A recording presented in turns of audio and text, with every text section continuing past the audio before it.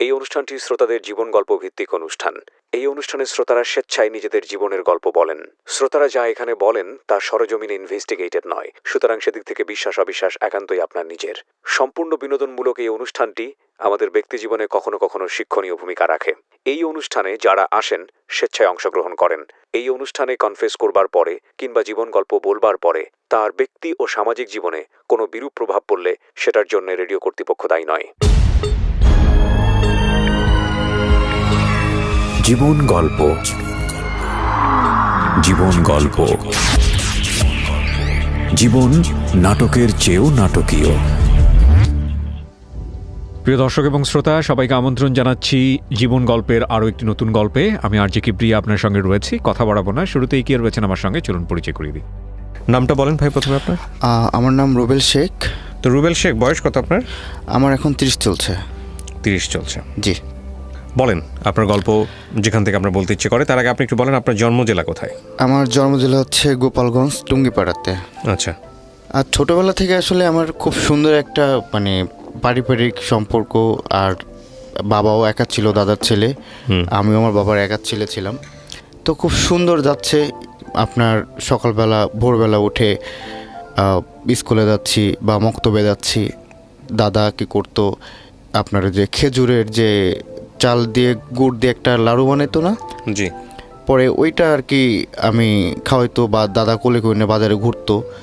তো হঠাৎ করে আসলে এখান থেকে একটু আমার দাদা একদিন হঠাৎ অসুস্থ হয়ে পড়ে। তা আমরা হচ্ছে একটু এক কোথায় যেন যাচ্ছিলাম, এটা হচ্ছে 98 বা 97 হবে। আচ্ছা। তখন আমার বোন হচ্ছে 3 মাস বয়স। আমার বোনের এই গল্পগুলো আপনার সব শোনা না, আমার প্র্যাকটিক্যালি নিজের দেখা। বয়স কত তখন আপনার? 7 থেকে 8 বছর। 7 থেকে 8 বছর নিজের চোখে দেখেছেন? জি। বাবা কি করতেন এই সময়টাতে আপনার? বাবা হচ্ছে ওই সময় দোকানদারি করতো, এখনও করে ওটা। আচ্ছা, ঠিক আছে। তারপর দাদা কি করলো, বড় একটা প্লেটে সকালবেলা আপনার দুধ আর হচ্ছে গুড় দিয়ে কলা দিয়ে ভাত মাখায় খাওয়াই দিল আমাকে। তো আমরা একটু কোথায় যেন যাচ্ছি, যাওয়ার পরে দেখি যে হঠাৎ করে আমার এক চাচা 4 ঘন্টা পরে আমাদেরকে নিতে আসছে। পরে আম্মু জিজ্ঞেস করলো যে কি হয়েছে, কয় না তোমরা এখনই আসো। পরে দাদা আমাদের খাওয়ায় ঘুমাইছিল, ওই ঘুমের থেকে আর উঠেনি, ওইখানেই মারা যায়। তো এখানে মারা যায় আপনার চোখের সামনেই ঘটনা ঘটে? হ্যাঁ, হঠাৎ করে। সে 5 ওয়াক্ত নামাজ পড়তো, অনেক লম্বা ছিল, তার কোনো অসুখ ছিল না, কিচ্ছু ছিল না। ঘুমাইছে, সকালবেলা আমাকে খাওয়া দাওয়া দিয়ে সেও কাঁদছিল না, ওই ঘুমের ভিতরে মারা গেছে। তারপর হচ্ছে দাদা যখন মারা গেলো, মাটি দিল। মাটি দেওয়ার পরে একটু একটু করে দেখি যে মা বাবার সাথে একটু ঝগড়া লাগে এটা নিয়ে। একটু জানে যে আমার বাবার নাকি কারোর সাথে সম্পর্ক না কি ছিল। থাকার পরে ওখান থেকে আমার মা রাগ হয়ে চলে আসে। চলে আসলে পরে আমার চাচা, আমার পলিটিক্যাল ফ্যামিলি, তো আমার চাচা ছিল তখনকার আর কি চেয়ারম্যান ছিল ওখানকার, আমার বাবার হচ্ছে চাচার ছেলে, আপন চাচা তো ভাই আর কি। তো উনি আসছে মিটানোর জন্য। আর তারপর পরে আমার মামারা ছিল, বলছে না, যেহেতু সে এই কাজ করছে তাকে আর দেওয়া হবে না। জি। যদি সে সংশোধন হইতে পারে একবারে ক্লিয়ার হয়ে, তাহলে সে আসুক, সমস্যা নেই। আমার বাবার কথা বলছে। তো সে সংশোধন করতে পারে নাই, তা সেই মহিলাকে বিয়ে করে জেদের বসতে। ওকে। তো সেখান থেকে আর কি তখন তো একটু একটু বুঝি কে কি বলছে না বলছে। পরে ওখান থেকে চলে আবার হচ্ছে কি, আমার দাদা বাড়ি নানা বাড়ি হচ্ছে আপনার 5 মিনিট ডিস্টেন্স। তো ওখান থেকে চলে আসার পরে আমার মা ওখানে যায় না। তারপরে হচ্ছে আমরা নানা বাড়িতে থাকি। জি। ওখানে থেকে মোরগঞ্জে পড়াশোনায় কোনো মতে একটু। আপনার বাবা তখন কোথায়? বাবা হচ্ছে আমাদের ওখানেই। কিন্তু আপনি নানা বাড়িতে কেন থাকছেন আপনারা? ওই যে মা যেতে দিচ্ছে না। সেটা ঠিক আছে, এবার নানা বাড়িতে যাওয়ার প্রয়োজন হলো কি? বাবার একটা বিয়ে করেছে কারণে? জি। ওকে। তো বিয়ে করার কারণে এটা ব্যাপারে জানতেন না, হুট করে একদিন এই ঘটনা ফ্ল্যাশ হয়েছে? হ্যাঁ। তো বাবা কি বলেছে, কেন বিয়ে করেছে? এটা তার কোনো আর কি ব্যাখ্যা নাই। তো আপনাদের ঘরে আপনার মায়ের ঘরে আপনারা কয় ভাই বোন ছিলেন? আমরা 2 ভাই বোন ছিলাম, 1 বোন 1 ভাই। ওকে। তারপর ওখান থেকে বাবা কৃষি কাজ করতো, ব্যবসা করতো? বাবা হচ্ছে ব্যবসা করতো, এখনো ওটা করে। ব্যবসা করেন? জি। ব্যবসা বলতে কি ধরনের ব্যবসা? আপনার মুদি আইটেম। ওকে।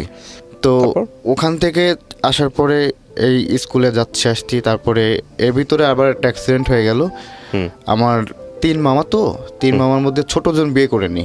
আচ্ছা বিয়ে করেনি তো ওনার সঙ্গে আর কি আমার মা থাকতো।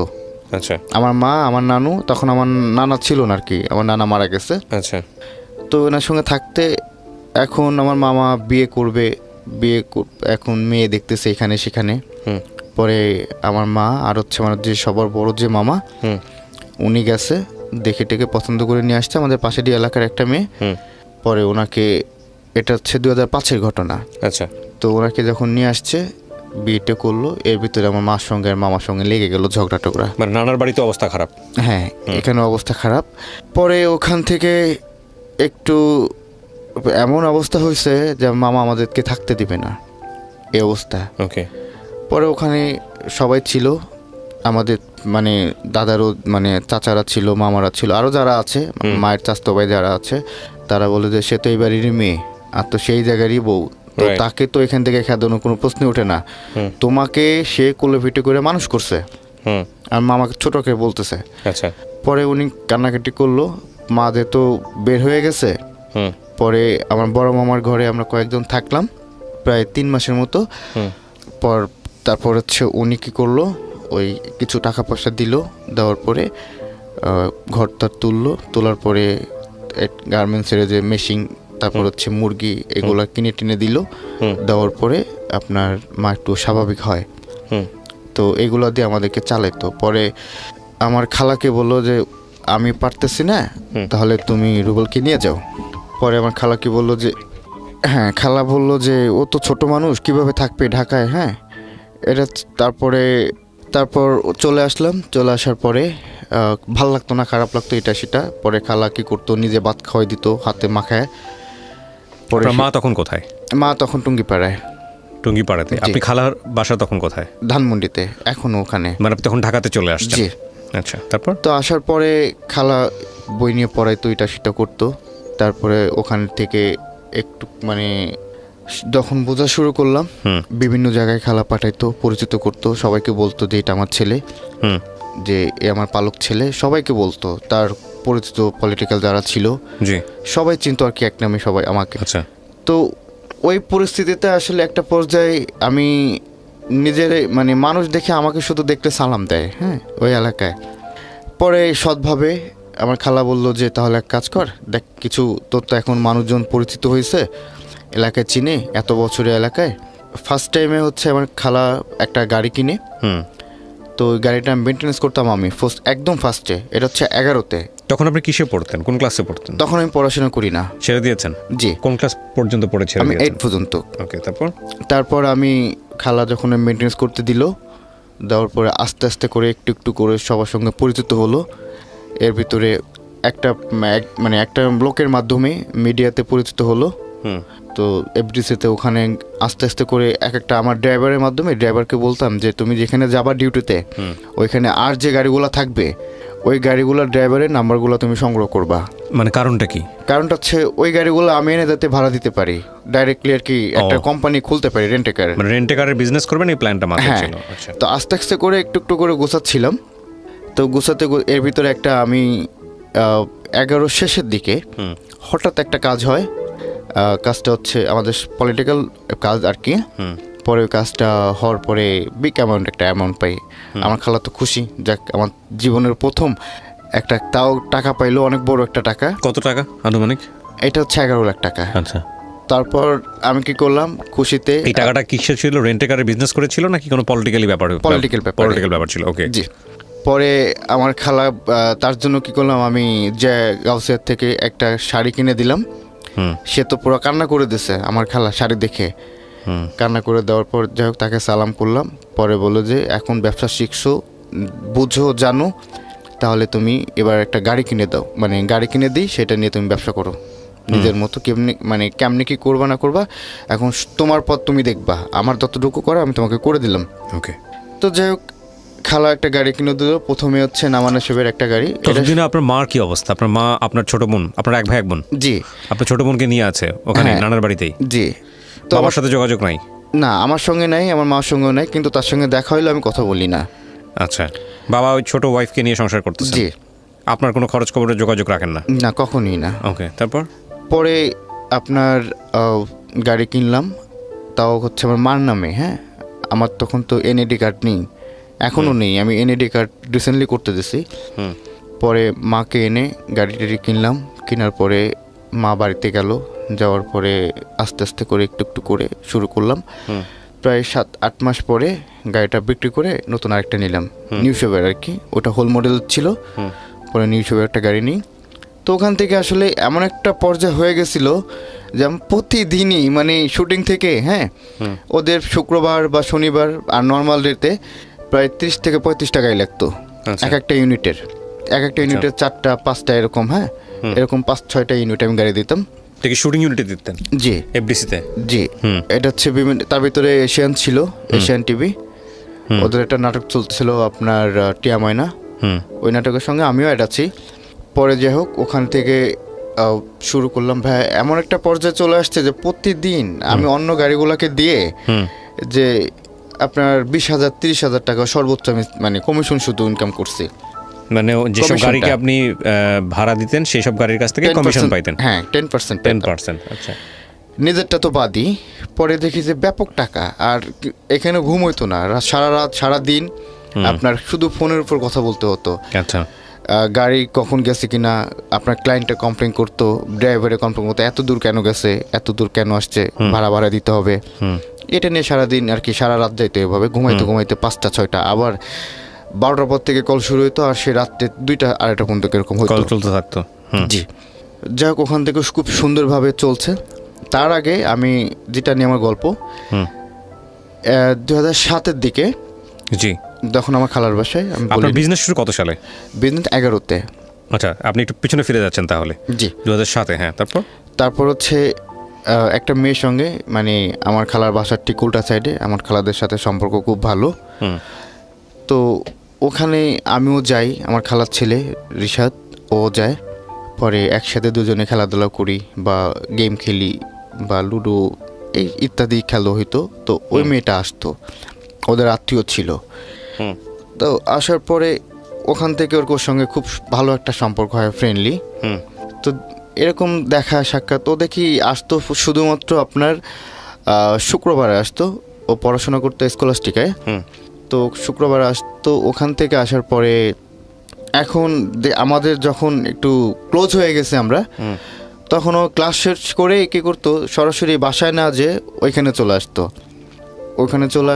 যাই হোক, ওখান থেকে আসার পরে একটু একটু করে কথা হতো। এখন দেখি আলাদা আলাদা করে আমাকে ডাকছে, যে কেমন যেন একটা থাকে না, কিছু মানে কিছু বলবে বা এরকম একটা, এরকম। যাই হোক, পরে বলতেছে যে চলো আমরা কোথাও লেকে যাই ঘুরতে। হ্যাঁ, পরে আমার খালার ছেলেকে বলো তান্দির চলো যাই, ওরা আবার একসঙ্গে পড়ে। পরে বলো যে তান্দির চলো লেকে ঘুরে আসি রুবেলকে নিয়ে। হ্যাঁ, পরে বলো যে তোমরা যাও, তাহলে আমি থাকি, তোমরা ঘুরে টুরে আসো। তো আমরা লেকে যেতাম রবীন্দ্র সরোবরে, ওখান থেকে ঘুরে টুরে। তারপর আবার কোচিং ছিল 6টায়, ওখানে কোচিংয়ে চলে যেত। তারপর ওকে কোচিং থেকে বিদায় দেওয়ার পর বাসায় চলে যেত।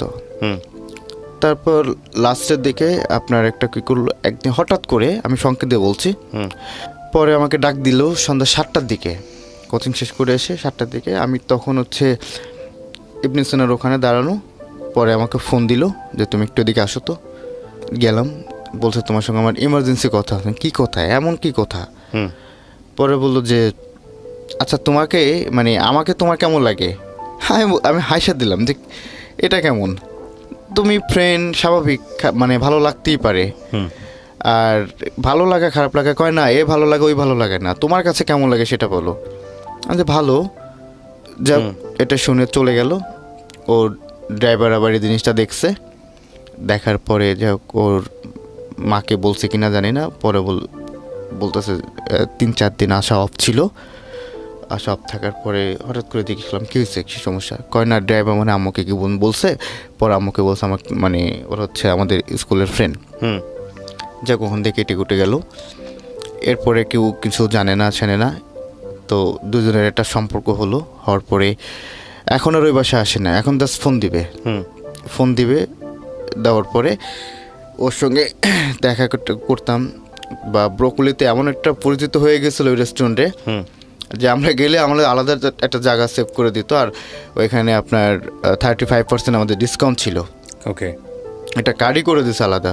এখন রেস্টুরেন্টটা নাই, ধানমন্ডির ভিতরে সবচেয়ে পুরনো রেস্টুরেন্ট, ব্রোকুলার হচ্ছে ভূত।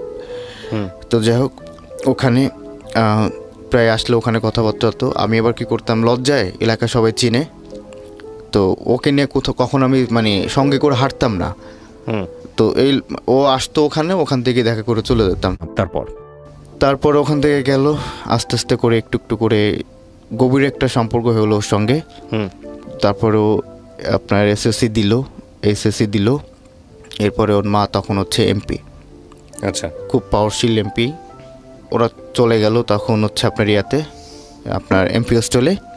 ওখানে যাওয়ার পরে প্রায় আপনার ওখানে যে সংসদের ঠিক উল্টা সাইডে, ওই যে দক্ষিণ প্লাজার এই সাইডে ঘাসের ওই জায়গায় বসে থাকতাম বা আইসক্রিম খাইতাম। ওর খুব সুন্দর বাতাস ছিল, তো ও চুলগুলা সব ছেড়ে দিত। আবার বাসায় যাওয়ার সময় একদম চুলগুলা গুছায় গাছায় একেবারে হিজাব পরে চলে আসতো। তো এভাবে অনেক দিন ওখানে আর কি হওয়ার পরে হঠাৎ করে একদিন আমার ওর আব্বু, তখন হচ্ছে আমি দোলাইখাল গেছি একটা গাড়ির পার্টস কিনতে। এখন হঠাৎ করে আমার ফোন দিছে। এটা হচ্ছে আমাদের রিলেশনের প্রায় 5 বছর পরে। তার মানে তখন আপনি বিজনেস শুরু করেছেন? হ্যাঁ, ওকে, 5 বছর পরে আমাদের রিলেশনে। তো ফোন দিলে বলতে চাই তুমি কি করো, কে তুমি, কে কি, হ্যাঁ ডিটেলস আমার নিচ্ছে। নেওয়ার পরে আমার খালাকে বলার পরে খালা তো চেতে ফায়ার হয়ে যায়। সে খুব রাগী মানুষ, আবার খুব ভালো মানুষ। পরে মামাকে বললো, আমাকে কিচ্ছু বলে নেই, হ্যাঁ চিল্লা করলো। মামা আসছে, আসে বলতেছে এই দেখো এ করছে, এই ব্যাপার, এই ঘটনা। এর ভিতরে নাম বলছি না, আকিসের একটা এমডি, ওনার মেয়েও ওর সঙ্গে পড়তো। তো ও বলতেছে যে ও খুব ভালো করে জানতো। পরে ও আসে আবার সাক্ষী দিচ্ছে, হ্যাঁ যে ওর সঙ্গে এরকম একটা সম্পর্ক। হ্যাঁ, পরে একটা বিশাল আকারে একটা হট্টগোল লেগে গেল, মান-সম্মানের ব্যাপার। যাই হোক, পরে ওখানে আমার খালা মামা ওনারা বোঝানোর পরে বলে তো দেখো, আমি একটা জিনিস সবাইকে গেলাম, এত কিছুর পরেও আমার খালা মামা আমাকে কিচ্ছু বলে নেই বলতে এমনি ধমকাইছে, গালাগালি করছে বা এটা করছে, কিন্তু গায়ে হাত তুলে নেই। বা ঠান্ডা মাথায় ভোরবেলা মামা ঘুম থেকে উঠতো, পরে ভোরবেলা আমারে যে উঠায় মানে মামা নিজে চা বানাইতো, চা বানায় পরে খাইতাম দুজন একসাথে। পরে ঠান্ডা মাথায় সকালবেলা আমাকে বোঝায় বলতো যে এইভাবে না, এইভাবে করে না, মানুষ সম্মান এটা একটা বিষয়। তো ওর খালা এখন পলিটিক্সে ঢুকছে। তারপরে ওরা হচ্ছে অন্য দল, মানে একটা দলের ছেলে হয়ে আরেকটা দলের ছেলে, মানে এর সঙ্গে। তারপরে এটা জানাজানি হলে তো খুব খারাপ হবে। পরে বলছে যে তাহলে এটা তুমি এখান থেকে একদম সরায়, আমি তোকে রুবেল সত্যি কথা বলছি, একদম সরায় তো ভালো হবে। মামা বলল অনেক, আসলে মানে একটা জিনিস তো হঠাৎ করে ভোলা যায় না। এখন কি করব, এখন মামার কথাও ফেলতে পারতেছে না, ওইটাও ফেলতে পারছি না। তো যাই হোক, আমি আমার মতো করে গোপনে, সবাই জানে যে আমার সাথে ওর সাথে কোনো সম্পর্ক নাই। আর ওর ফোন সিজ করার পরে আমি ওকে একটা ফোন দিই। ওর সেই কলেজে ও তখন নওসাদে পড়ে, নওসাদে যে আমি গেটের কাছে দাঁড়ায় থাকি, যাই ওর কাছে একটা ফোন, আপনার হাত ফোন যেটাকে বলে, বা তখন ফার্স্ট টাইম আসছে, ওইটা দেওয়ার পরে ওইভাবে আস্তে আস্তে কথা হতো।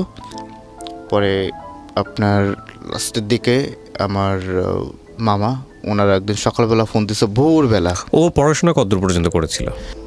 আমার যে গার্লফ্রেন্ড, ও হচ্ছে মাস্টার্স কমপ্লিট করেছে। আপনার এডুকেশন কোয়ালিফিকেশন সম্পর্কে সে জানতো? এভরিথিং, সব কিছু জানতো। যেন আপনাকে সে একদম সব কিছু। আমি ওর কাছে কোনো কিছু লুকাইনি। ও দেখতেছে, জানতেছে সব কিছু। মানে ওর একটা কথা হচ্ছে কি, তুমি তো মানুষ, আচ্ছা তুমি তো অন্য কিছু না। এই যে আপনারা যে পার্টি বাইরে বসতেন বা গিফট টিপ দিতেন, এগুলোর এক্সপেন্স কে দিত? ওই দিত না আপনি দিতেন? না, আমি দিতাম অনেক সময়। আর ফার্স্ট টাইমে ও দিত। আচ্ছা, ওকে। যখন আমি বিজনেস করা শুরু করলাম, আয় করা শুরু করলাম, খুব স্বাভাবিকভাবে তখন আপনি, ঠিক আছে, ওকে। তো এগুলো সব আমি খরচ করতাম। এর ভিতরে সিলেট গেলাম, তারপর হচ্ছে কক্সবাজার গেলাম, এটা একদিনে সম্ভব। তারপর হচ্ছে আপনার ওখান থেকে যেখানে যাইতো সেখানে আমি নিয়ে যেতাম। এর ভিতরে সাফারি পার্কে একবার গেলাম, ওখানে একটা অ্যাক্সিডেন্ট হয়েছিল, যাই হোক সেখান থেকে কাটায় নিয়ে আসছি। যাই হোক, পরে আসার পরে হঠাৎ করে একদিন সকালবেলা ভোরবেলা আমি ঘুম, তা আমার ফোন হচ্ছে আমি ড্রয়িং রুমে রেখে গেছি। ড্রয়িং রুমে রেখে যাওয়ার পরে এখন ফোন বাজতেছে, আমি তো ঘুম। তো এটা হচ্ছে 16-র দিকে, সরি 15-র দিকে, 15-র শেষের দিকে। তারপর মামা ওই ফোনটা রিসিভ করছে এতবার দেখে। রিসিভ করলে মামা মানে কোনো কথা বলে নেই, চুপ করেছিল। যাই হোক মামা আমাকে আর কিছু বলেনি। পরে সকাল আমি যখন ঘুম থেকে উঠি, ওঠার পরে ওকে ব্যাক করি, তো বললো যে ফোন ধরে সকালবেলা কথা বলো নাই কেন? আমি তো ফোন ধরেই নেই। আর মামা কী করছে, সে যে রিসিভ করছে ওই রিসিভ কলটা সে ডিলিট করে দিছে। পরে বললাম তুমি তো ফোনই দাও নেই, এমনি মিস কল আসছে সেটা দেখছি, কিন্তু রিসিভ তো কোনো কল নেই। বলে কি আমি ফোন দিছি, তুমি কথা বলো না, মিথ্যা বলো না রুবেল। আমি বললাম যে আচ্ছা ঠিক আছে দেখতেছি।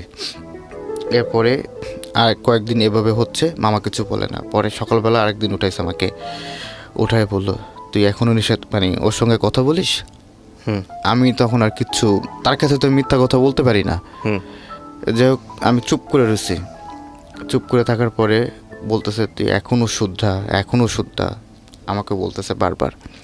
তো যাই হোক মানে বলতেছে, আমি এক কান্দে নিচ্ছি আর এক কান্দে আর কি বের করে দিচ্ছি। ওখান থেকে মানে কথাবার্তা বললাম। পরে এর ভিতরে ওর ফ্যামিলিও খুব মানে মারাত্মক আকারে একটা ডিস্টার্ব মানে ঝামেলা করে ফেলে। ওর ফ্যামিলি, ওর আব্বু ডাইরেক্ট মামার কাছে আসছে, ওর আব্বু পলিটিক্যাল। মামার কাছে আসলে পরে বলতে দেখেন এই বিষয় এরকম একটা মান সম্মানের ব্যাপার, তো কি করলে কি হবে?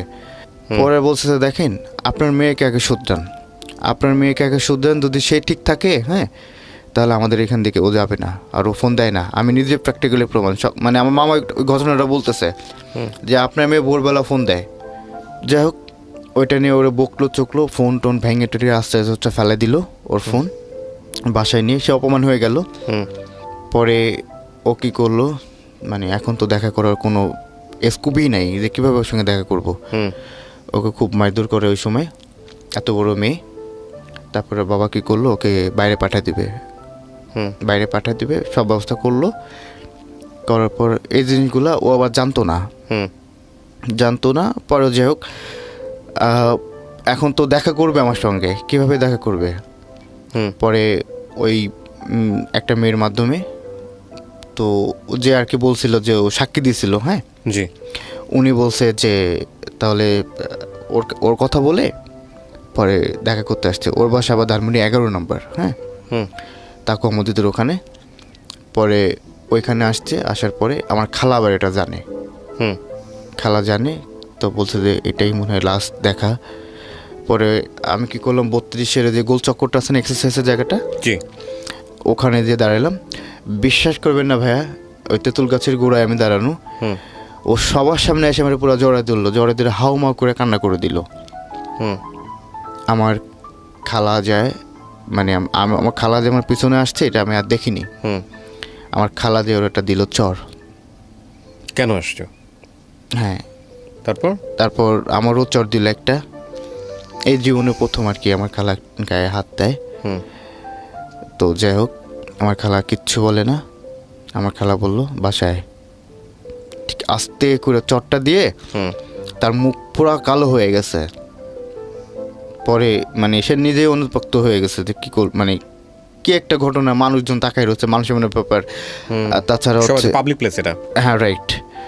পরে উল্টা সাইডে লোকজন তাকে চিনে, সবাই চিনে, সে মুখোশ পরে আসছে। সে তাড়াতাড়ি করে আমার বললো যে বাসায়, তো বাসায় নেয়নি। তারপর তার একটা কাজ ছিল ইমার্জেন্সি। পরে আমি তো ওর থেকে আসতে চাচ্ছি না, স্বাভাবিক বিষয়। পরে খালা কী করলো, তখন বাসায় না নিয়ে তার যে কাজ ছিল একটা, সে তখন আপনার মনুজান সুপেনে বাসায় গেলাম, ওই নানির বাসায় যাওয়ার পরে নতবখানা তখন মন্ত্রীপাড়া, ওখানে যে বসছি। খালা যে ওইখানে থুয়ে যে গেছে আমাকে, হ্যাঁ আমার দেখি যে খালা 3 ঘন্টা 11টা বেগেছে রাত, আসে না, ফোন দিলে ফোন ধরতেছে না। পরে মনুদান আন্টির বোন আছে, চাচাতো বোন, ওনাদের সাথে মুড়ি মাখাই টাকায় খাইলাম একসঙ্গে। পরে দেখি 12টার দিকে আসছে। এর ভিতরে ওদের সাথে সম্পূর্ণভাবে যোগাযোগ বন্ধ। যাওয়ার পরে আমি কি করলাম যে একটা নাম্বার দিয়ে, হ্যাঁ পরে ওর বাসার কাজের মেয়ের ফোন থেকে একটা ফোন দিয়েছিল।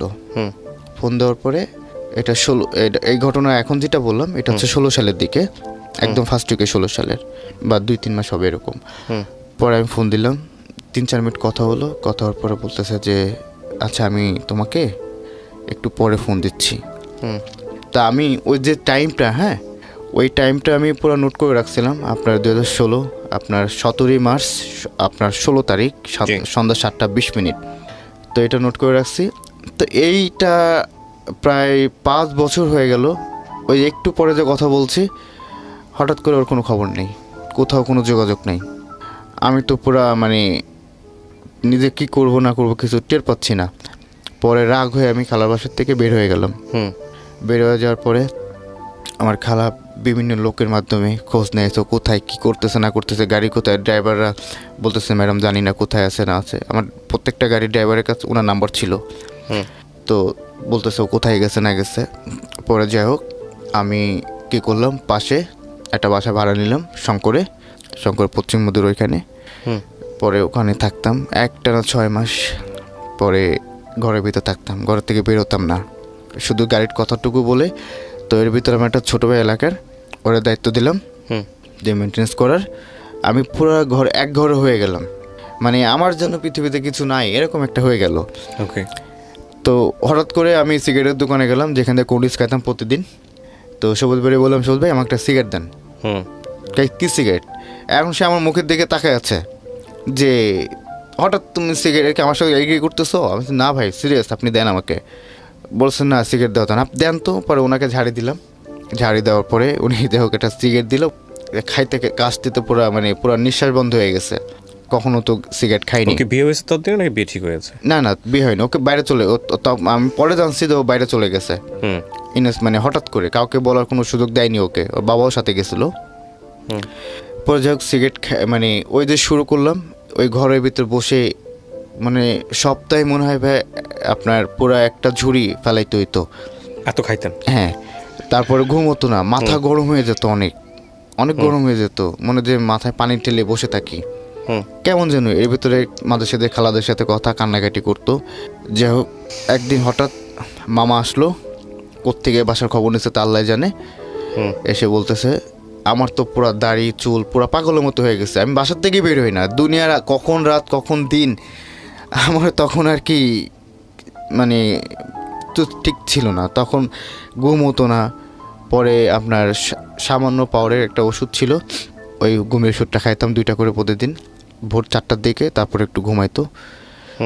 তো ওখান থেকে পরে মামা আসার পরে ওইগুলো দেখার পরে মামা জড়ায় দেখে মানে জড়ায় ধরলো। তারপরে বললো যে বাসায় এভাবে জীবন চলে না, ব্যবসা তো সব খাইছিস, সব তো শেষ করে ফেলেছে। এর ভিতর কী হয়েছে, আপনার মামার কাছে জিজ্ঞেস করছিলাম যে মামা এই কোম্পানিতে আমি গাড়ি দিচ্ছি, এতগুলা গাড়ি নেবে, তা আপনি কি বলেন?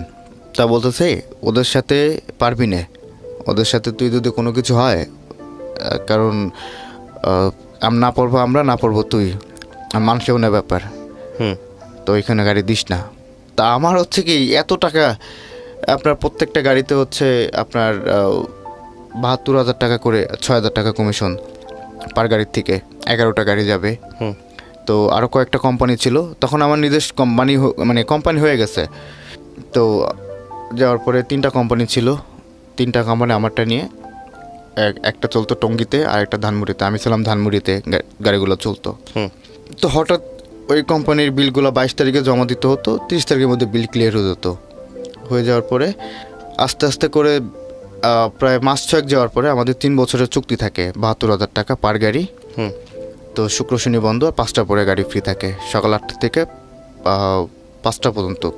এর ভিতরে আবার অফিসের লোকজন নামাই দিয়ে আসতে হয় জায়গায় জায়গায়। তো ওখান থেকে আপনার বিল আস্তে আস্তে করে একটা করে আপনার বাঁধতে মনে করেন যে প্রায় আমার 7-8টা বিল বেঁধে গেছে। এভাবে আরও কোম্পানির আরও 3-4, আমার থেকেও ওদের গাড়ির ইয়াগুলো বেশি ছিল, ডাবল ছিল, কারণ ডাইরেক্ট ফ্যাক্টরি থেকে আপনার ইসের থেকেও চলতো। এখন কোম্পানি বলতেছে আমাদের বিল দিছে, হ্যাঁ, কিন্তু আমাদের কাছে ডকুমেন্টস অনুযায়ী আমাদের যে বিলটা, কোম্পানির যে ট্রান্সপোর্ট অফিসারের যেটা সিগনেচার, হ্যাঁ, ওই সিগনেচার আমার একটা নাই। আচ্ছা, নাই। এটা নিয়ে পরে অনেক দৌড়াদৌড়ি করলাম, অনেক ডিফারেন্স করলাম। এখন হঠাৎ করে ওই লোক উধাও, কোম্পানিও খুঁজে পায় না তাকে। এমন একটা কোম্পানি, নাম উল্লেখ করা যাবে না, তো সেটা খুঁজে পায় না। এখন তো 3টা কোম্পানি, ইউনাইটেড, তারপরে হচ্ছে নিশাত মোটরস, আর একটা হচ্ছে সিটি এন্টারপ্রাইজ আমারটা। এই 3টা কোম্পানি এখন পুরা হতাশ। আমি নতুন ব্যবসায়ী, আর মামা মানা করছিল যে অতুলবে তাতে নষ্ট যেও না। তারপর যাই হোক, ওইখান থেকে এখন তো আমার সব কিছু বেচতে হবে, এছাড়া কোনো উপায় নেই। এখন অন্য যে গাড়িগুলো সেগুলো তো আমার দিতে হবে। তার আগে কী করলাম, একটা জায়গা ছিল কেরানীগঞ্জে, একটা জায়গা পছন্দ হলো, জায়গাটা কিনলাম। কেনার পরে তারপর হচ্ছে এই ঘটনাটা। তারপর সবাইকে যে ঋণ টিন যারা পাইতো বিল, সবাইকে তার আগের থেকে একটু একটু করে দিছি। পরে দেওয়ার পরে আপনার নিজের গাড়িটাও পরে লাস্টে বিক্রি করলাম। মামা তখন মানে পুরো আমার দিকে ক্ষেপ্ত যে কী করলাম আমি, তার কথা শুনলাম না। যাই হোক, পরে মামা বললো যে যা করছো করছো, এখন কি করবা বলো, সব তো শেষ করছো, যেরকম উঠছিল সেরকম পড়ে গেলা। যাই হোক, পরে জায়গাটার বিক্রি করলাম না, গাড়িটাই বিক্রি করে দিলাম। দেওয়ার পরে সবাইকে ঋণ টিন শোধ করে দিলাম। এর ভিতরে আমাদের কারণ বাজারে একটা ডাক হয়, কারণ বাজার পার্কিংয়ের, তো সেইটা মেনটেন্যান্স করে আমি পরে ওখান থেকে ভালো একটা অ্যামাউন্ট পাই প্রতিদিন। আর সিটি কর্পোরেশন থেকে ডাক না ওইটা, পরে ওইটা মেনটেন্যান্স করতে থাকি। থাকার পরে আপনার হঠাৎ করে আমি বাড়িতে যাই। আর সাধারণত আমি সামাজিক কোনো অনুষ্ঠানে আমি যাইতাম না, কেমন দিন একঘরে হয়ে গেছিলাম, মানে রোগা টাইপের, মানে যে থাকে না, মানে যে কী জন্য বলো ওইটাকে। যাই হোক, আপনার এক ঘরের মতো হয়ে যাওয়ার। তুমি কি আপনার ফার্স্ট যিনি গার্লফ্রেন্ড ছিলেন ওনার কি বিয়ে হয়ে গেছে? না না, বিয়ে হয়নি, দেশের বাইরে তখন। জি, যোগাযোগ অফ একদম টোটালি 5 বছর টানা। পরে আপনার বাড়িতে গেলাম। বাড়িতে যাওয়ার পরে এটা হচ্ছে ঈদের 3 দিন পরে। সাধারণ বাড়িতে আমি কখনো যাই না, আর গেলেও মনে করেন মাকে দেখে মাসখানিকের মধ্যে মাকে দেখে চলে আসতাম। পরে আপনার ওইখানে যাওয়ার পরে আমার মামির হচ্ছে ওনার ভাইয়ের বাড়ি একটা অনুষ্ঠানের মধ্যে তো গেছি। যাওয়ার পরে আমার বলতেছে তোমার ফ্রেন্ড দিয়ে, আমার এলাকার যারা ফ্রেন্ড ছিল ছোটোবেলার, ওদের সাথে বাইক নিয়ে গেলাম, প্রায় 10-12 জন হবে। এখন ওরা সবাই আর কি অ্যাডভোকেট কয়েকজন। তো ওদের কাছে যাওয়ার পরে ওদেরকে নিয়ে গেলাম বিয়েতে। পরে আমার মামিকে বললাম, মানে আমার মামাতো বোন বললো জানি আমার ওয়াইফ। পরে আমার মামাতো বোন পরিচয় করে দিল ওকে। দেওয়ার পরে ওর সঙ্গে কথা বললাম, একজনের সঙ্গে পরিচয় হলো আপনার? হ্যাঁ, একটা মেয়ের সঙ্গে। জি, আচ্ছা। তো মেয়েটাকে হঠাৎ আমার পছন্দ হয়ে যায়, আর একটা জেদ কাজ করছে ওর উপরে। যার পরে যাই হোক, একটা মানে অভিমান ভোলার জন্য বা রাগ ভাঙার জন্য যাই হোক আমি ওকে বললাম যে মামাতো বললাম নাম্বারটা দিস তো আমাকে। দেওয়ার পরে মামাতো বললো আচ্ছা ঠিক আছে, দেখতেছে ভাই, আমি চেষ্টা করতেছি। পরে যাই হোক, ওর নাম্বারটা, আমার নাম্বারটা কি করলাম, তার আগে হচ্ছে ওই মেয়েটার আমি একসঙ্গে ওকে বললাম যে চলো আমরা একসঙ্গে খাওয়া দাওয়া করি। এক টেবিলেই বসছি, বসার পরে ওই মেয়েটাও বসছে। তো আমি আর জানতাম না আসলে মেয়েটার বিয়ে। হ্যাঁ, মেয়েটার হচ্ছে 4 দিন পরে বিয়ে। ওকে। তো ওখানে যাওয়ার পরে আমি ওকে আমার কি করলাম, আমার প্লেটের একটা মাংস ওকে টেবিলের নিচ দিয়ে ওকে দিলাম, মানে দুষ্টুমি করলাম। পরে ও খাইলো, আর আমার দিকে মানে তাকায় একটু হাসলো। পরে ও যখন উঠে যাবে, এর ভিতরে ওই মেয়েটার মা তখন আমাদের ঘাড়ের উপর এসে দাঁড়াইলো। দাঁড়ানোর পরে মানে এখন তো আর কিছু বলতে পারছি না। পরে খাওয়ার স্লো করে দিলাম। স্লো করে দেওয়ার পরে আপনার মেয়েটা কী করলো, মানে ওর মা সরে গেল। সরে দেওয়ার পর আমি কী করলাম, তাড়াতাড়ি একটা নাম্বার লিখে ওর ব্যাগে ঢুকাই দিলাম। আমি তো নাম্বার পাইনি, তোকে বললাম আমি যেন ফোন রাত্রে বিতে পাই একটা, হ্যাঁ আপনার কাছে রিকোয়েস্ট। তো কী করলো, রাত্রে 9:30টার দিকে আমাকে একটা ফোন আসলো নম্বরে। ওই নম্বরে ফোন আসছে, ফোন ধরলাম। ধরার পর বলতেছে যে আপনি কি এই ব্যাপার রুবেল? আপনি কি? হ্যাঁ। পরে আমি ওকে বললাম যে দেখেন, একদম ডাইরেক্টলি বলছি যে দেখেন, প্রেম টেম কিছু বুঝি না, পছন্দ হয়েছে, ভাল লাগছে, যদি ভাল লাগে তাহলে আসতে পারেন। একদম ডাইরেক্ট আমি ওকে প্রপোজ করছি। মানে পরে বলতে দেখেন, চাইলেও সম্ভব না, কারণ এমন একটা পর্যায়ে আপনার সঙ্গে আমার দেখা হয়েছে বা কথা হয়েছে, তো এখন যদি মন থেকে চায়ও তাও হবে না। আমি বললাম কেন? বলছে আমার 4 দিন পরে বিয়ে। তো ছেলেটা বিয়ে ওখানে, এখন তো আমার এইখানে একটা মানে খাইলাম পুরো ধরনের একটা কষ্ট। তো আমি কী করলাম, রাস্তার আমাদের বাড়িটা হচ্ছে বঙ্গবন্ধু মাজারের গেটে, তো গেট থেকে মোড় আপ ডাউন করছি রাত্রে শুধু। এখন পুলিশ আমার জিজ্ঞেস করছে কী ভাই আপনি এত প্রেশার, আমি না একটা ব্যাপারে এমনি টেনশন হচ্ছে। পরে মেয়ে দেখি সকালবেলা ফোন দিছে ভাই, ফোন দেওয়ার পরে বলতেছে যে আপনি কি আমাকে মানে সুখে শান্তিতে রাখতে পারবেন, আবার মারবেন টারবেন নাকি? মেয়েটাকে চিনতেন আপনি? মেয়েটা আমাদের আত্মীয়।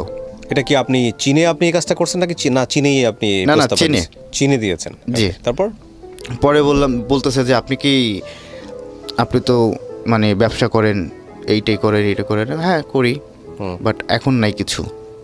এখন আছে চাকরির মতো ধরো একজনের কামলা, হ্যাঁ এখন ওইখানে 21,000 টাকা স্যালারি, আর এমনি যেটা পাই সেটা আলাদা কথা। তো বললো যে এখন আপনি কি মানে নিয়ে মানে এখনও দ্বিধাবন্ধে আছে, হ্যাঁ কি করবে না করবে। পরে আমাকে বলতেছে যে আচ্ছা ঠিক আছে আপনার কথাই রাখলাম, আমাকে আপনি করে বলছে তখন।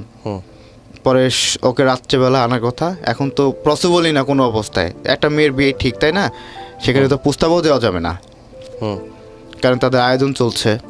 পরে রাত্রেবেলা আমি কী করলাম, সন্ধ্যার দিকে আমাদের এলাকার থেকে প্রায় 7 কিলোমিটার হবে এতটুকু ডিস্টেন্স, মানে গোপালগঞ্জ সদরের কাছাকাছি। পরে ওদের বাড়িতে গেলাম, যাই বলে আন্টি কেমন আছেন, এই তো কী অবস্থা। আমার মানে উনি বুঝে গেছে, মেয়েটার মা বুঝে গেছে ওখানে যে এরকমটা ঘটনা করবে।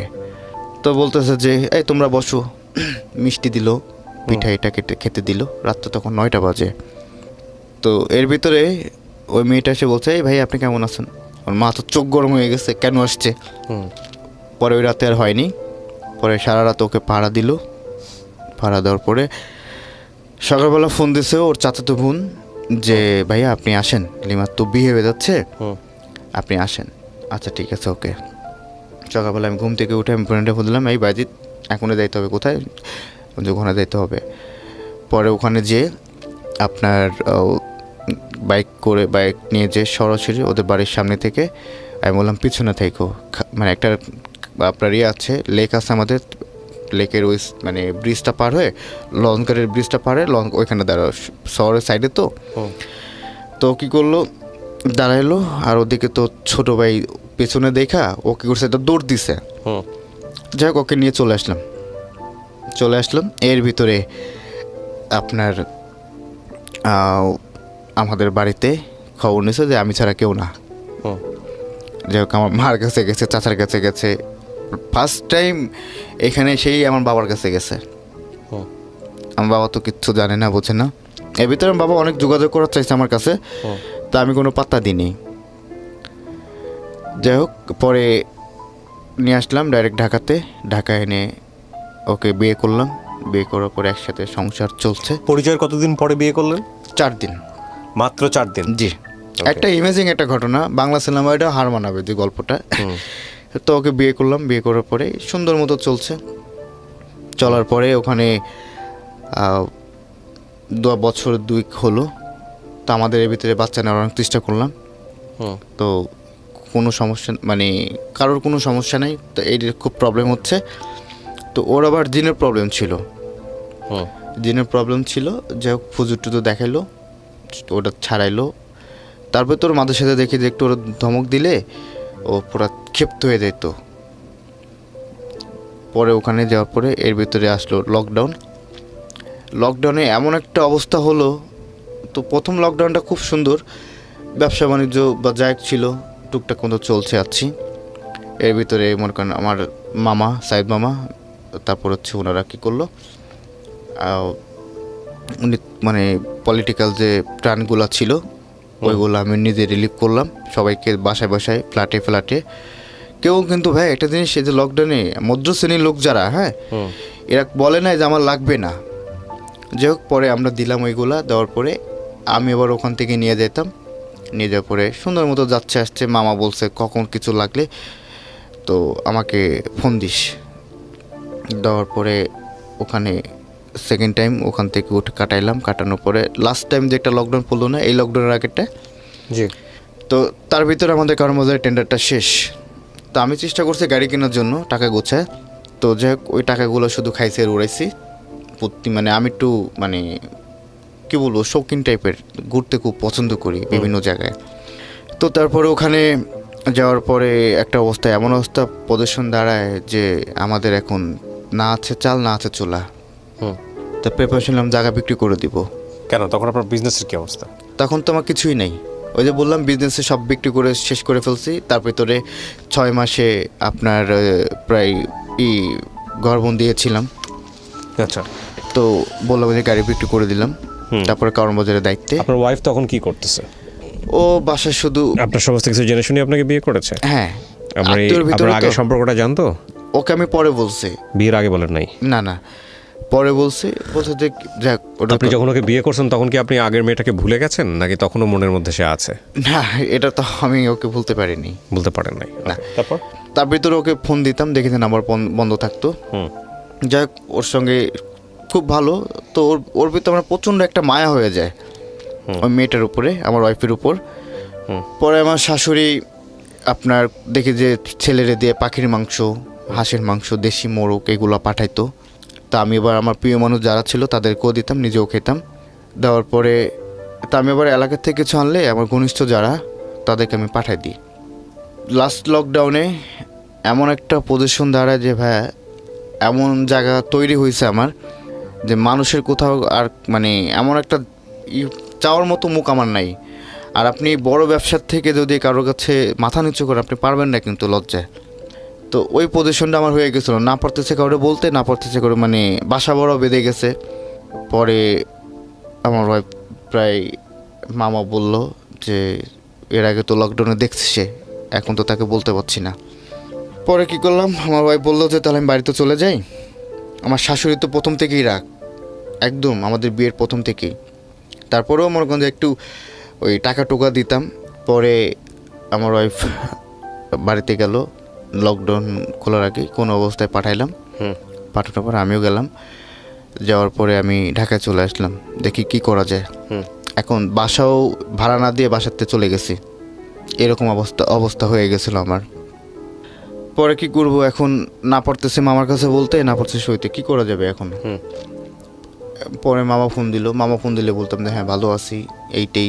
মানে তার কাছে আমি বলতেই পারতেছি না যে কি করে বলবো আমি তার কাছে, এত টাকা দিছে, এত টাকার তারও তো একটা কখন বলে ফেলবে। হ্যাঁ, নিজের ভিতরে একটা কেমন যেন লাগতো, মানে অপরাধ কাজ করতো যে কি করলাম, এত টাকা ইনকাম করলাম। তো এই টাকাগুলা যদি সে শুনে, তা আমি এবার বাইরে কয় টাকা খরচ করতাম, বাসায় বসে মামা বলে দিত। আমি সিগারেট খাইতাম, মামা বলতো আজকে কয়টা আপেল খাইছো, লম্বা লম্বা আপেল। আমি হাসতাম, যাও সে জানতো। বলার পরে এখন তো আমার কোনো উপায় নেই। পরে একদিন মামার কাছে বললাম যে মামা আমার তো মানে কোনো টাকা টুকু নাই কাছে। বললো যে কেন, কারণ বাজার থেকে প্রায় 12 লাখ টাকা তুই নিছিস, তো সেই টাকা কি করছিস। পরে বললাম যে মামা জায়গা কিনছিলাম, কিছু টাকা বাকি ছিল ওইখানে দিছি। আচ্ছা বুঝলাম, তা বাকি টাকা বউ নিয়ে খাইছিস আর উড়াইছিস।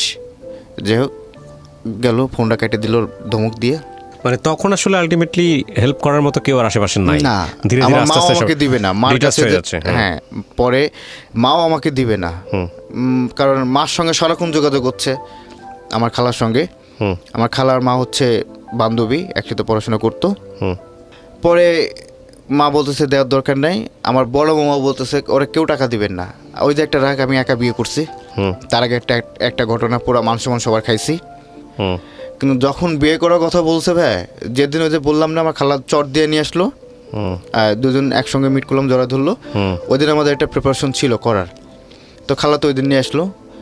তো মামা বলছে এবার বিয়ে করা চাই। হ্যাঁ, এত দেখি তুই কেমনে পারিস ওকে বিয়ে করতে, কিভাবে পারে। তখন তো আপনার বিয়ে হয়ে গেছে, সে কথা আবার বলবে কেন।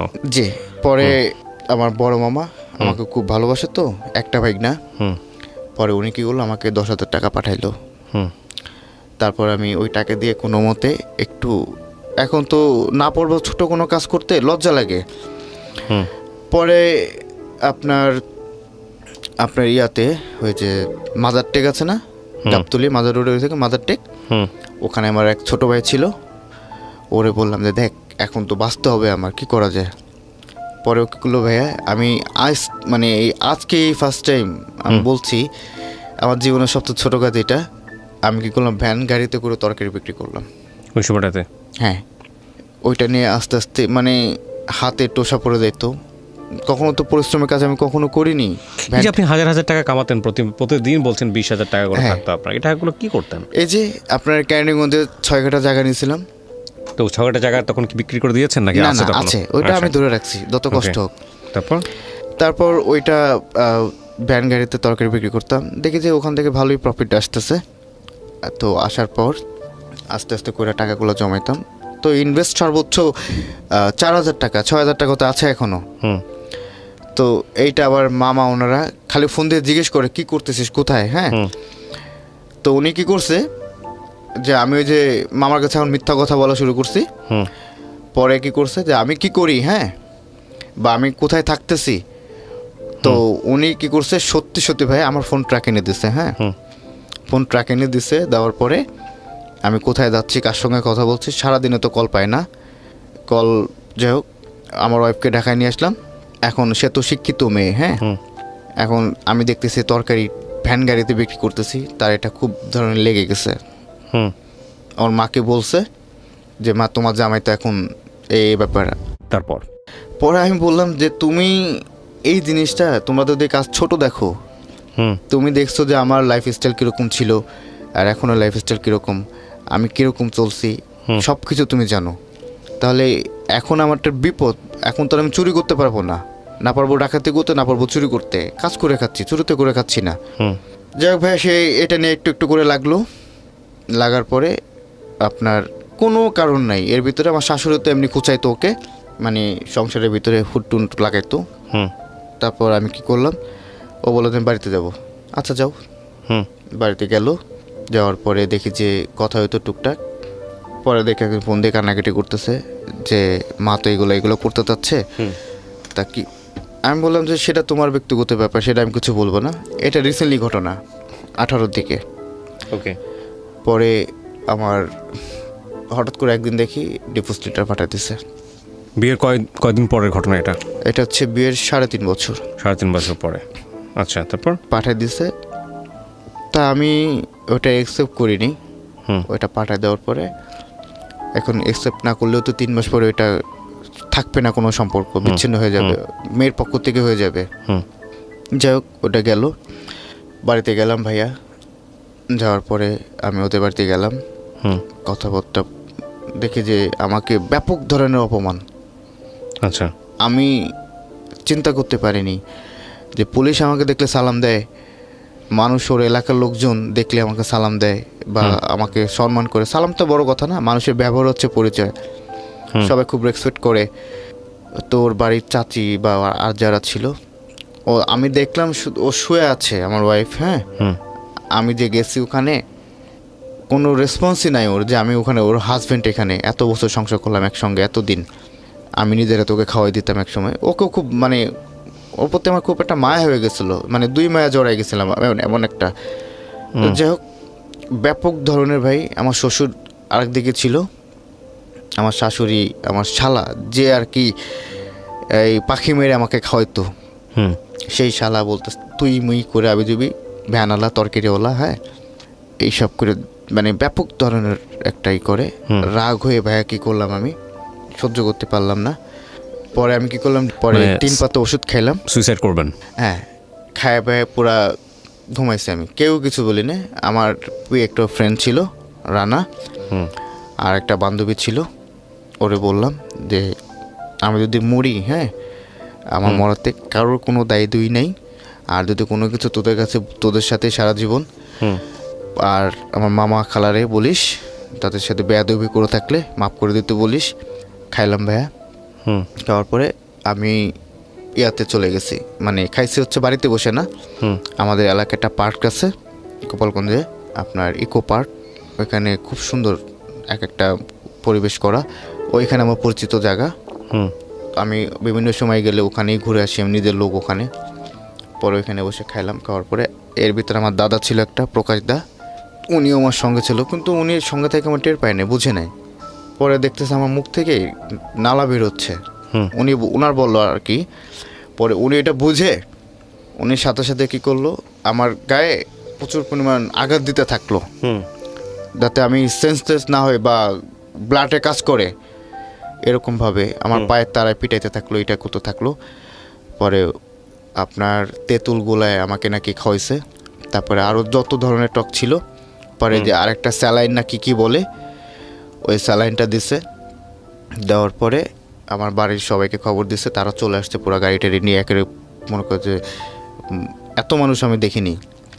তো চিন্তা করলাম যে তাহলে মানুষ আমাকে এত ভালোবাসে এখনও, তাহলে এত বড় বিপদে আমার কেউ আসলো না। যাই হোক, পরে আমি ওখান থেকে আসার পরে আমি নাকি হাতে স্যালাইন দিতে স্যালাইন ট্যালাইন সব খুলে ফেলছি। আমি কিচ্ছু বলতে পারি না, আমি নাকি এগুলো করছি। তারপরে সেন্স ফিরছে 3 দিন পরে। কিন্তু আমি যে একটা মানুষ, হ্যাঁ, আমার কাছে আমি নাকি পাগলের মতো উল্টা পাল্টা অনেক কিছু বলছি। তো বলার পরে সবাই মানে ভাবতেছে কি রে, পাগল হয়ে গেল নাকি। মানে আমি যে সেন্স ফিরছে আমি নিজে বলতে পারি না। তো ওই দিনে কোনো ঘটনাই আমার মনে নেই, জাস্ট একটা ঘটনাই মনে আছে যে আমার মা আমাকে খাবার খাওয়াই দিচ্ছে রাত্রেবেলা। তো ওই টাইমটাতে মানে একটু রাত্রেবেলা কথাটা, পরে আমি নাকি সবার সামনে সিগারেটও খাইছি ভাই। সবাই তো পুরা মানে হতভঙ্গ। খাওয়ার পরে এখন ওইখান থেকে একটু সুস্থ হইলাম, স্বাভাবিক হইলাম। একটানা নাকি আমি 4-5 দিন খালি ঘুমাচ্ছি, শুধু ঘুমাচ্ছি ওখানে।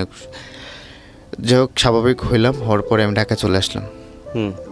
ঢাকায় চলে আসতে একা ছাড়ে নাই, 3 মামাও ছিল। একদম ডাইরেক্ট সাইদুমার কথা যে ওকে তোরা সঙ্গে করে নিয়ে।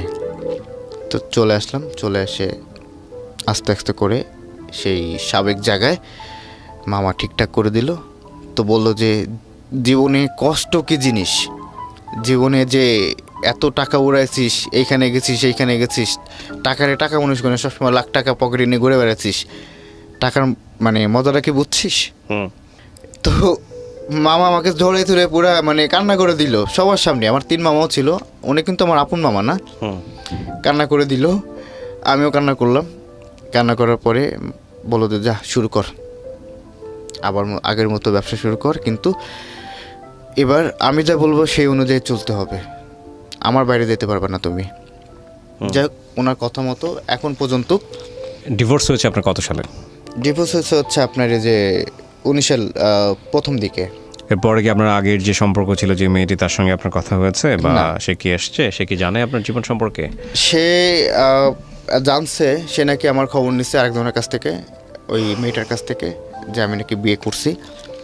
তো সেটা নিয়ে নাকি সে ব্যাপক ধরনের আঘাত পায়। তা আমার কথা হচ্ছে, তুমি যে কোথায় গেছো বা কোনো জায়গায় যাবা, এতদিন খবর নাই, অ্যাটলিস্ট আমাকে তো বলে দেওয়া উচিত ছিল আমি আছি বা কোথাও আছি বা কোন জায়গায়। ঠিক আছে, আপনার যুক্তি আপনার জায়গায় তো অবশ্যই লজিক আছে, তার জায়গা থেকে লজিক আছে না। ডেফিনেটলি দোষ গুণের প্রশ্ন ইটস আ ফ্যাক্ট, এটা আপনার লাইফের ঘটনাগুলো, এগুলো এভাবে ঘটেছে।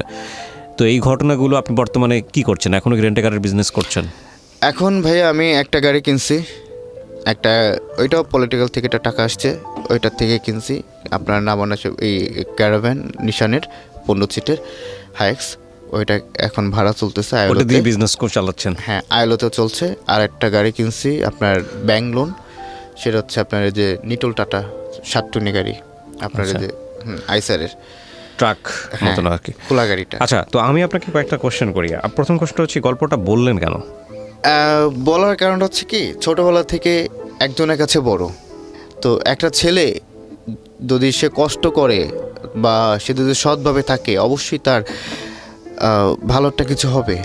সে যদি এই যে আমি যদি এখন তাদের কথা না শুনতাম বা উল্টা লাইনে চলে যেতাম, তাহলে তো আজকে আমার এই পজিশনে থাকার কথা ছিল না। আপনার জীবনে যতটুকু ক্ষতি হয়েছে, সেই ক্ষতির জায়গাটা যদি আমি একেবারেই আমার নির্দিষ্ট করি, তাহলে সেই ক্ষতির কারণটা কি, মানে আপনি কি আইডেন্টিফাই করতে পারেন? ক্ষতির কারণটা হচ্ছে আমার বাবা। ঠিক আছে, কিন্তু ওই রকম পরিবারে বড় হয়েও প্রায় 97 থেকে এই যে আজকে 2021 লাস্টের দিক, আমি আমার বাবাকে বাবা বলি না। না, সেটা অন্য হিসাব। দেখেন, এইরকম পরিবারে বড় হয়েও জীবনে আইকনের পর্যায়ে পৌঁছে যায় এরকম অনেক মানুষ আছে না? এর চেয়েও খারাপ মানুষ আছে, এর চেয়েও খারাপ পরিবেশে বড় হয়। জি, আমি আপনার লাইফটাকে এভাবে মূল্যায়ন করতে বলবো যে আপনি যেভাবেই বড় হন না কেন, আপনার লাইফে গোল্ডেন কিছু চান্স আসছিল, যেমন আপনার খালা এখনও আছে। তারপরে আপনি বিজনেস করে ওই সময়টাতে লাখপতি এবং সম্ভাবনা ছিল কোটিপতি হয়ে যাওয়ার, অ্যাটলিস্ট হয়ে গেছিলাম, কাছাকাছি চলে গিয়েছে। তাহলে এত একটা এস্টাবলিশ পর্যায়ে যাওয়ার পরেও আপনার যে ধস নামলো, সেই ধসের জায়গাটা মূলত একটাই, আমি যদি বলি সেটা হচ্ছে সম্পর্ক তৈরির জায়গাটা। এবং যে মানুষটাকে আপনি জীবনে জড়াবেন, যাকে বিয়ে করেছেন কিংবা আপনি যার সঙ্গে প্রেম করেছেন, এই জায়গাগুলোতে আপনার বুঝে ওঠার একটা বড় ধরনের ভুল ছিল। এবং সেই ভুলের জায়গাটা আমি যদি নিরূপণ করি খুব মোটা দাগে, সবাই আপনাকে একই কথা বলবে, সেটা হচ্ছে এগুলো সিনেমাতেই সত্য, বাস্তবে যে হয় না তা না, বাট এক্সেপশন কখনো এক্সাম্পল না। মানে সামর্থ্য অনুযায়ী সংসার করা উচিত। আপনি যে স্ট্যাটাসে ছিলেন সেই স্ট্যাটাস থেকে এই মেয়েটিকে যদি আপনি আপনার জীবনে নিতেন, তাহলে ডেফিনেটলি হয়তো সাময়িক সুখী হতেন, কিন্তু তার পরিবারের সঙ্গে মেশা, তার আত্মীয় স্বজনদের সঙ্গে মেশা, এগুলোতে কখনোই ইজি হতে পারতেন না, প্রতি মুহূর্তে ধাক্কা খাইতেন। সো সেটা অনেক ডিফিকাল্ট একটা ব্যাপার ছিল। সো এই অসম প্রেমটা এবং অসম প্রেমের ব্যাপারটা হচ্ছে কি, এগুলো আবার যখন সম্পর্কে জড়ায় যায় তখন অন্যান্য সম্পর্কের চাইতে এগুলোতে আবেগ আরও বেশি থাকে, কারণ এখানে বাধা থাকে, যেখানে বাধা থাকে সেখানে প্রেমের আবেগ অনেক বেশি থাকে। তো আপনার ক্ষেত্রে সেটা হয়েছে। আর দ্বিতীয়ত আমার মনে হয় যে দ্বিতীয় যে সম্পর্কটা মাত্র 4 দিনের মধ্যে এই যে বিয়ের জায়গায় চলে যাওয়াটা, এটা একটা বড় ধরনের ভুল ছিল।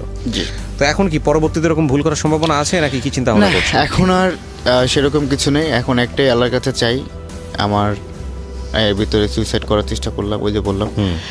এখন আমার মা আছে আর বোন আছে, আর সবচেয়ে বেশি আমি আমার খালা সাইদ মামা, তো তাদের জন্য আজকে আমি এই পর্যন্ত আসছি। আপনাকে আমি একটা কথা বলি, এই কথাটা আপনি যদি মনে রাখেন সারা জীবন, মানে যেটা আমিও প্র্যাকটিস করি ব্যক্তিগতভাবে, আমি আপনাকে অ্যাডভাইস দিচ্ছি না, ভাই হিসেবে বলতেছি, সেটা হলো মানুষের জীবনের কিছু উদ্দেশ্য আছে। হ্যাঁ, আপনি যদি বিলিভার হন, বিলিভার বলতে যেটা বোঝাচ্ছে আপনি যদি ধার্মিক হন, আপনি যদি সৃষ্টিতে বিশ্বাস করেন যে না একজন সৃষ্টিকর্তা আছেন, আপনি যে ধর্মের অনুসারী হন না কেন, তাহলে সেই ধর্মকর্ম করাটা এটা হচ্ছে উত্তম পথ। নাম্বার 1, আপনি জীবনের অনেক উদ্দেশ্য খুঁজে পাবেন। নাম্বার 2, সেটা হচ্ছে আপনি যেই পরিবারেই বড় হন না কেন, যেভাবেই বড় হন না কেন, আপনার কিছু প্রিয় মানুষ আছে, এবং সেটা যে মানুষের ধর্ম আছে তারও আছে, যে মানুষের ধর্ম নাই তারও আছে। খুব স্বাভাবিকভাবে মানুষের ক্ষুদ্রতম ইউনিট হচ্ছে তার পরিবার, এবং সবচাইতে ইম্পর্টেন্ট ইউনিট হচ্ছে তার পরিবার। তো আপনি জীবনে খুব ঠান্ডা মাথায় চিন্তা করে দেখবেন যে আপনি জীবনে কয়টা মানুষকে সুখী করতে চান। একটা হচ্ছে নিজেকে যদি আপনি সুখী করতে চান, তাহলে এটাই সবচেয়ে বেস্ট ওয়ে যে আপনাকে কাউকে না কাউকে সুখী করতে হবে, সবচাইতে বেস্ট ওয়ে। মানে আপনি নিজে যদি কাউকে, আপনি যদি বলেন যে আমি সুখী হব, আমি হ্যাপি হব, তাহলে এই হ্যাপি হওয়ার সর্বোত্তম রাস্তা হচ্ছে আপনি যাদেরকে খুব পছন্দ করেন, যারা আপনার সবচেয়ে প্রিয় মানুষ, তাদেরকে হ্যাপি করা। এর চাইতে বেস্ট ওয়ে নাই।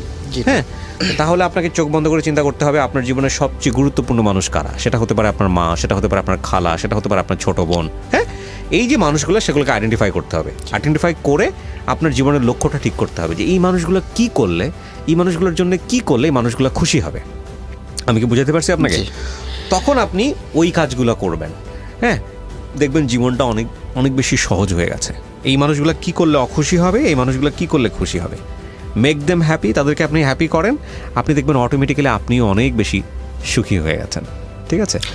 আর সম্পর্কের জায়গাটা থেকে এটা সবসময় ভাইস ভার্সা, যেটা হচ্ছে যে আপনি আসলে কখনোই নির্দিষ্ট করে বলতে পারবেন না যে আপনার জীবনে এমন কোনো মানুষ আসবে যেই মানুষটা আপনার জীবনটাকে গড়ে দিবে বা যেই মানুষটাকে আপনাকে অনেক সুখে রাখবে, কারণ আপনার মতো করে আপনি যাকে নিয়ে আসতেছেন সেও এইভাবে চিন্তা করতেছে। এটা ভাইস ভার্সা, এটা দ্বিপাক্ষিক, এটা একপাক্ষিক না। হ্যাঁ, তো সেই জায়গাটা থেকে আমার মনে হয় যে আপনি বরং এভাবে চিন্তা করতে পারেন যে আপনি যে মানুষটাকে আপনার জীবনে নিচ্ছেন তার প্রতি আপনার একটা বিশাল দায়িত্ব আছে।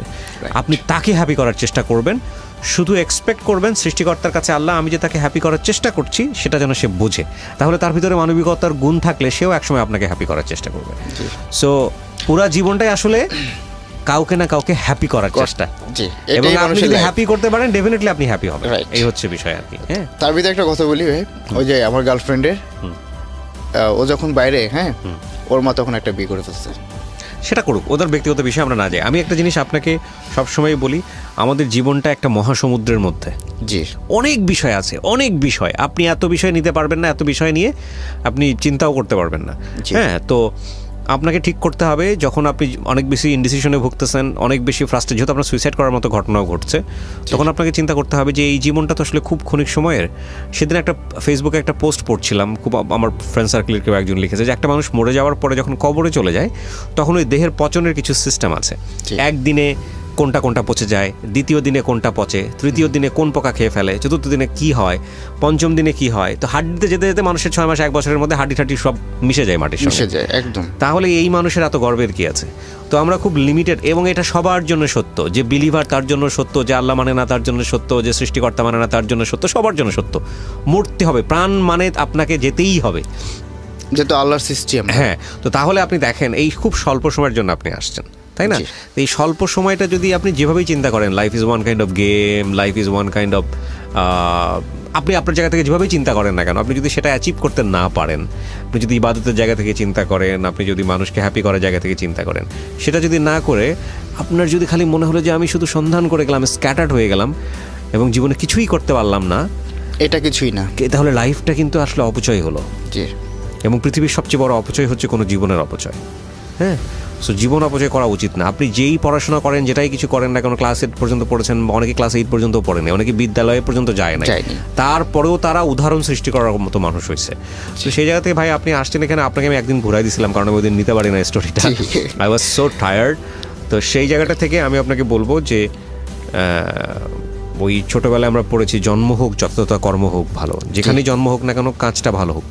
তো আপনার যেহেতু সামর্থ্য আছে, আপনি যেহেতু বোঝেন, বিবেকবান মানুষ, আপনার যারা যেহেতু কোটি টাকা ইনকাম করার সৎ পথে যেভাবেই হোক না কেন হয়েছে সুযোগ, তো সেই ক্ষেত্রে আপনি অ্যাসেট, এটাকে ভ্যালু দিয়ে, সম্মান দিয়ে আপনি ভবিষ্যতে ওই দিকে আগান, চেষ্টা করেন মানুষকে হ্যাপি করার জন্য, তাহলে আপনি একসময় হ্যাপি হবেন। তবে আমার একটা জিনিস ভালো লাগে যে আমি একটা জিনিস দেখছি ভাইয়া, যে আমার ধারে কোনো অসৎ কাজ শুট করে না, ইনশাআল্লাহ, তাহলে তো আর খুবই ভালো। তারপরে অসৎ কাজ কেন বিভিন্ন করবেন? মানুষ ভাইয়া, আমি একটা রাত্রে 2:30টার দিকে আমি বাংলা মোটর বাংলা মিশনের এই সাইডটাতে দাঁড়ানো, একটা ছেলে এসে বলছে ভাই আমাকে খাবার দিবেন, এতগুলো লোক তার ভিতরে আমাকে কিন্তু বলছে, আমি বললাম যে টাকা চাইছে, হ্যাঁ আমি টাকা দিলাম, কি খাবা? ভাত খাবো, আমার সঙ্গে আসো, খাওয়াই দিলাম। তার ভিতরে আমাদের এলাকার যত গরিব মানুষ, মানে অসুস্থ, দেখাইতে পারে না, বড় বড় ডাক্তার, হ্যাঁ আমি একজনকে সেলুট জানাই, সে একজন বড় ডাক্তার, কারণ আব্দুল্লাহ আঙ্কেল, পরে আব্দুল্লাহ আঙ্কেলের কাছে যাইতাম যে আঙ্কেল এইগুলো রোগীগুলো এই অবস্থা, কোনো ব্যাপার না, নিয়ে আসো নিয়ে আসো, আমি ডাইরেক্ট ওনার চেম্বারে নিয়ে যেতাম পিজিতে।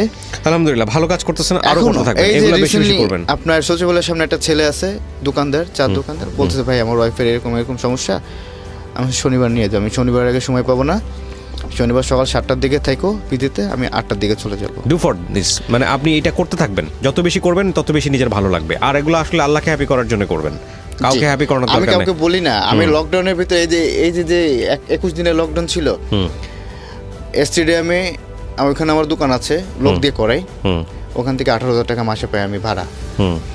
তো আমি কি করছি, একটা লোক আছে যারা লোক দোকান, ওদেরকে আমার কারখানা আছে কিন্তু একটা, এই যে আপনার খিলগাঁও বেকারি, ওখান থেকে প্রতিদিন আমি 250 বা 300 মতো পাউরুটি নিতাম আর কলা নিয়ে রাখতাম, রাত্রেবেলা আমি লোক দিয়ে দেওয়া হইতাম, লোক দিয়ে দেওয়া, তাও যারা বিপদগ্রস্ত, যারা এলাকায় ঢাকায় এসে যারা আটকে গেছে, স্টেডিয়ামে ভাই অহরহ মানুষ শুয়ে থাকে, আপনি দেখবেন ভালো ভালো মানুষ, এগুলো ছেলেরাও কিন্তু শুয়ে আছে রাস্তায় একটা পেপার বিছায়।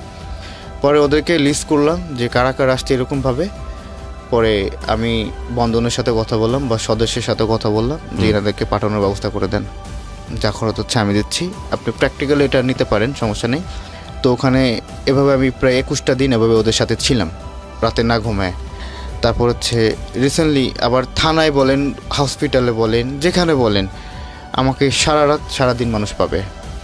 তবে আমি যদি ঢাকায় থাকি, আমার অধিকাংশ সময় ঢাকার বাইরে থাকা হয়, এটা হচ্ছে ড্রাইভার অনেক নয়ছাই করে বা পুলিশে গাড়ি ধরে বা গাড়ির আপনার না ধরলেও আমার কোন এক একটা সুতা বের করে। এখন আমার জীবনের সবচেয়ে এখন একটাই আশা, আমার জীবনে কোনো আশা বাকি নাই, সব আশা পূরণ। এখন আমার মা আর হচ্ছে আমার বোন আর হচ্ছে আমার সাইদ মামা আর মিলি খালাকে নিয়ে হজে যাবো ইনশাআল্লাহ। দোয়া থাকলো আপনার জন্য। প্রিয় দর্শক এবং শ্রোতা, আজকের মতো এ পর্যন্তই। প্রতিটা মানুষেরই গল্প আছে, প্রতিটা মানুষই জীবনে কোনো না কোনোভাবে অভিজ্ঞতার মধ্য দিয়ে যায়, প্রত্যেকটা গল্পই মূল্যবান যদি সেটা আপনার জীবনে পজিটিভলি কাজে আসে। অনেক ভালো থাকুন, আজকের মতো এ পর্যন্তই। আসসালামু আলাইকুম।